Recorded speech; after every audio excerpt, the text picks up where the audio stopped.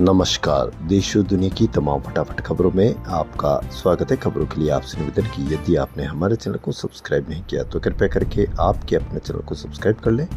आप सब्सक्राइब करते हैं तो हमें हिम्मत होती है सही और सच्ची खबरें आप तक पहुंचाने की। तो क्या है आज की बड़ी खबरें? उत्तर भारत के मैदानी इलाकों में जहां मानसून की रफ्तार थमी है, वहीं पहाड़ी राज्यों में बारिश के चलते नदियों का जल स्तर बढ़ने लगा है। आज जम्मू कश्मीर के पहलगाम में बादल फटने के बाद बाढ़ आई, कई खेत बर्बाद हो गए, सड़कें बह गई। उत्तराखंड के विकासनगर में भारी बारिश के कारण लखवाड़ हाइड्रो इलेक्ट्रिक प्रोजेक्ट के पास लैंडस्लाइड हुआ, कई गाड़ियां और मशीनें मलबे में दब गई। इधर देश के लगभग 70% हिस्से से मानसून के बादल गायब हो गए। इसका कारण सूखी हवाएं बताई जा रही है। मौसम की वेबसाइट ऑल इंडिया वेदर की रिपोर्ट के अनुसार ये सूखी हवाएं अरब सागर, मध्य भारत और दक्षिण भारत तक फैल गई है।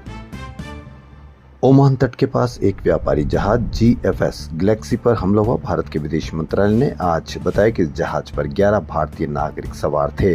इनमें से 10 को सुरक्षित बचा लिया गया, जबकि एक भारतीय अभी भी लापता है। विदेश मंत्रालय ने कहा कि मस्कट में भारतीय दूतावास ओमान सरकार के साथ मिलकर लापता भारतीय की तलाश और बचाव अभियान पर लगातार नजर रखे हुए है। प्रधानमंत्री मोदी के पंजाब दौरे से पहले फिरोजपुर कैंट रेलवे स्टेशन का एक वीडियो सामने आया। ये वीडियो प्रतिबंधित अलगाववादी संगठन सिख फॉर जस्टिस SFJ ने जारी किया है। वीडियो में दिल्ली जाने वाली एक ट्रेन के डिब्बों पर खालिस्तान जिंदाबाद और मोदी मुर्दाबाद जैसे नारे दिखाई दे रहे हैं। SFJ के आतंक के गुरु पंतवंत सिंह पन्नू ने वीडियो जारी कर पंजाब में आतंकवाद के दौर के मानवाधिकार कार्यकर्ता जसवंत सिंह खालड़ा की विरासत का जिक्र करते हुए कथित एनकाउंटर मामलों को उठाया। हालांकि पन्नू के वीडियो की पुष्टि नहीं करता है। जसवंत सिंह खालड़ा पर ही दिलजीत दोसांझ की फिल्म सतलुज बनी थी, जिसे रिलीज होने के दूसरे दिन OTT से हटा दिया गया था। अब पूरी तरह से बैन कर दिया गया। उधर वीडियो सामने आने के बाद खुफिया एजेंसियां स्टेशन परिसर पर लगे CCTV कैमरों की फुटेज खंगाल रही है। राम मंदिर में चंदे की चोरी के आरोपों पर कांग्रेस ने प्रधानमंत्री मोदी की घेराबंदी तेज कर दी। विपक्ष ने इसे PM के संरक्षण में हुआ विश्वासघात बताते हुए सुप्रीम कोर्ट की निगरानी में जांच और फॉरेंसिक ऑडिट की मांग की है। अयोध्या के राम मंदिर में चढ़ावे की चोरी को लेकर देश की सियासत गरमाई हुई है। कांग्रेस ने प्रधानमंत्री मोदी की चुप्पी पर तीखे सवाल उठाए हैं। कांग्रेस का आरोप है कि राम मंदिर में चंदे की हेराफेरी PM के संरक्षण में हुई। इसे विश्वासघात के लिए देश भाजपा और RSS को कभी माफ नहीं करेगा।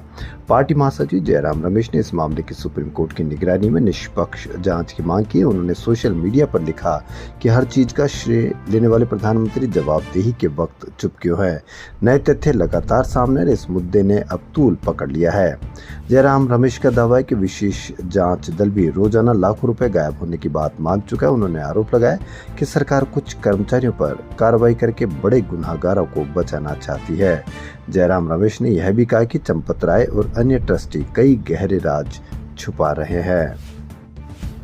आम आदमी पार्टी के राष्ट्रीय संयोजक अरविंद केजरीवाल ने E20 पेट्रोल के इस्तेमाल से गाड़ियों पर पड़ने वाले असर को लेकर सरकार पर निशाना साधा है। उन्होंने पेट्रोल पंप और सर्विस स्टेशन जाकर लोगों से बातचीत की। केजरीवाल ने कहा कि E20 पेट्रोल को लेकर सरकार सफेद झूठ बोल रही है। वहीं अरविंद केजरीवाल ने आगे कहा कि श्री राम मंदिर से जुड़े दान, भूमि और निर्माण घोटाले को लेकर केंद्र सरकार पर आरोप लगाते हुए दोषियों के खिलाफ सख्त कार्रवाई की मांग की है। इस मुद्दे पर आपने राष्ट्रव्यापी हस्ताक्षर अभियान शुरू किया है।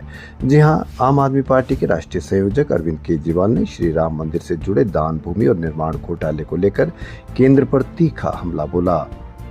राष्ट्रव्यापी हस्ताक्षर अभियान के दौरान उन्होंने आरोप लगाया कि सरकार वास्तविक दोषियों पर कार्रवाई करने के बजाय उन्हें बचाने का प्रयास कर रही है। उन्होंने श्रद्धालुओं से अभियान में शामिल होने और प्रधानमंत्री को पत्र भेजने की अपील की है। जापानी पार्क में आयोजित कार्यक्रम में अरविंद केजरीवाल ने कहा कि देशवासियों को उम्मीद थी कि प्रधानमंत्री मोदी किसी भी दोषी को नहीं छोड़ेंगे और सख्त कार्रवाई करेंगे, लेकिन पिछले कुछ दिनों की घटनाओं से स्पष्ट हो गया कि कथित चोरों और घोटालेबाजों को बचाने की कोशिश की जा रही है। उन्होंने दावा किया कि इससे लोगों का सरकार पर भरोसा कमजोर हुआ है। कर्नाटक के परिवहन मंत्री बायराथी सुरेश ने बेंगलुरु में BMTC बसों का भेष बदलकर औचक निरीक्षण किया। इस दौरान उन्होंने ड्राइवर और कंडक्टर की लापरवाही देखी और उन्हें तुरंत निलंबित किया। ऐसी खबरें आना लगभग अब बंद सा हो गया है, क्योंकि इससे विकास होता है, आपके मन में सवाल उठते हैं और मीडिया सवाल और जिम्मेदारी से बहुत दूर आपको ले जा चुका है। कर्नाटक के परिवहन मंत्री बायराथी सुरेश ने आज बेंगलुरु में यात्रियों की सुविधाओं का जायजा लेने के लिए भेष बदलकर बीएमटीसी बसों का औचक निरीक्षण किया। उन्होंने करीब 2 घंटे तक 10 से ज्यादा बसों में आम यात्री की तरह सफर किया। इस औचक निरीक्षण के दौरान लापरवाही बरतने और नियमों का उल्लंघन करने के आरोप में मंत्री ने ड्राइवर और कंडक्टर को तुरंत प्रभाव से निलंबित करने का कड़ा आदेश जारी किया है। बायराथी सुरेश ने परिवहन कर्मचारियों में अनुशासन लागू करने और जवाबदेही बढ़ाने के उद्देश्य से ये कार्रवाई की है। तो देश और दुनिया की तमाम फटाफट खबरों में फिलहाल इतना ही। यदि आपको हमारा चैनल पसंद आए तो लाइक, सब्सक्राइब और शेयर अवश्य करें। धन्यवाद।